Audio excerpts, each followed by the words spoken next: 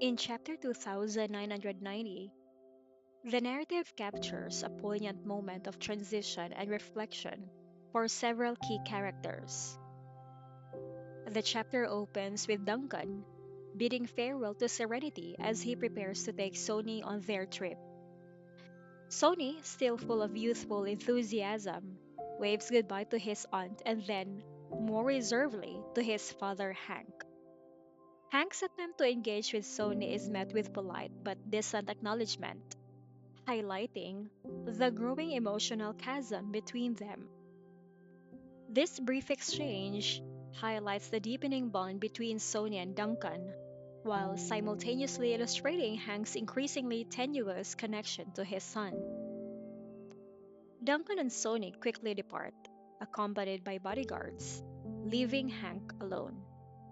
Carrie slips away unnoticed, likely to avoid suspicion after failing in her supposed task of picking up a sister in law. As the scene shifts focus, Hank is left standing alone, engulfed in a sense of isolation. He reflects on how his relationship with Sony has deteriorated, with his son seemingly drifting further away with each passing day. The thought of initiating a new legal battle to regain custody of Sony crosses his mind, but he quickly abandons the idea.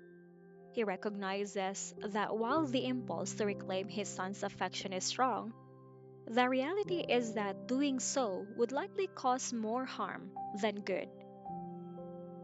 His internal struggle is marked by a profound realization. The life Sony now leads with liberty and the people she has surrounded herself with is far removed from his own.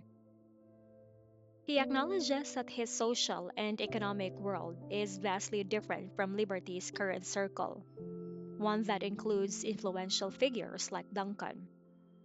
This recognition leads him to conclude that pursuing custody would not be in Sony's best interest. He resigns himself to the fact that while his son may no longer be close to him, Sony will always be his biological child, and he takes solace in the hope that Sony's future success will still reflect positively on him as a father. Meanwhile, Serenity returns to her own life, heading directly to the York Corporation rather than returning to work.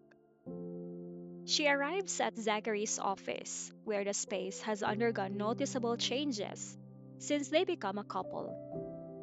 The once minimalist and elegant office now bears subtle yet significant touches of Serenity's influence.